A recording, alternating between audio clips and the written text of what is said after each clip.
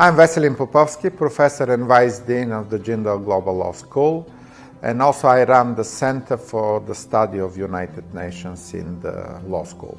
I teach international criminal law, public international law, human rights. I moved to India 4 years ago exactly, and before that I worked for the United Nations University in Tokyo over 10 years. And this was probably the most fruitful time when I engaged in many book projects and published over 20 books on various issues, including international law, peace and security, United Nations system, human rights, and so on.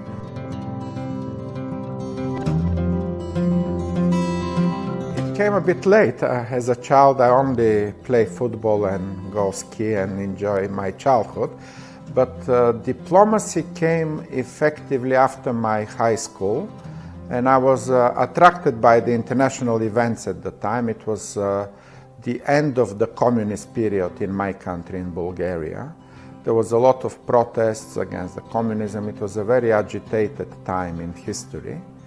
And probably that, and some of the changes already begin to happen. In Poland, they have the Solidarność, the new movement for anti-communist movement.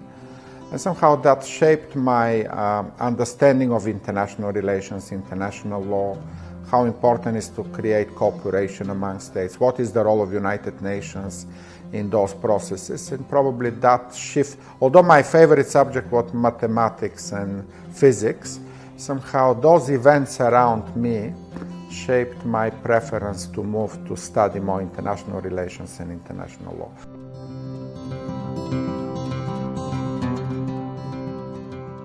Oh, that was a fantastic project, probably my most enjoyable one.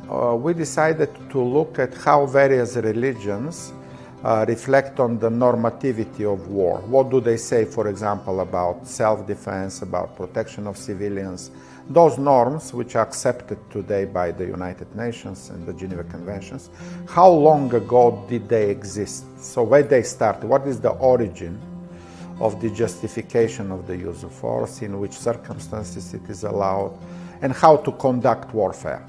So it starts with Hinduism, with Mahabharata in 25 centuries ago already. Actually, the first religion to address those issues was Hinduism, and there is a chapter on Hinduism with which the book begins.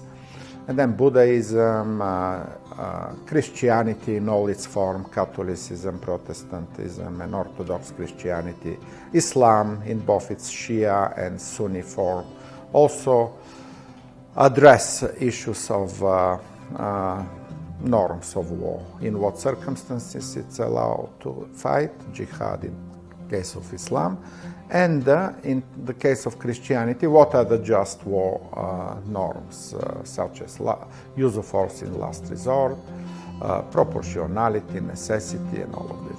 So these are kind of the origins of what I call today international criminal law, international humanitarian law. And somehow it's interesting to point that all of the norms, all of the human rights did not start in the West. These are not French or American or British.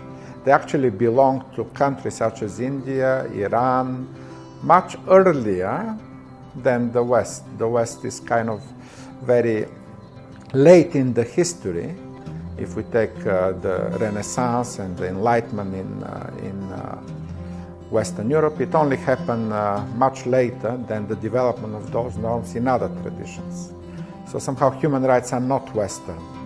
They're universal. They started much earlier and everywhere else in the world.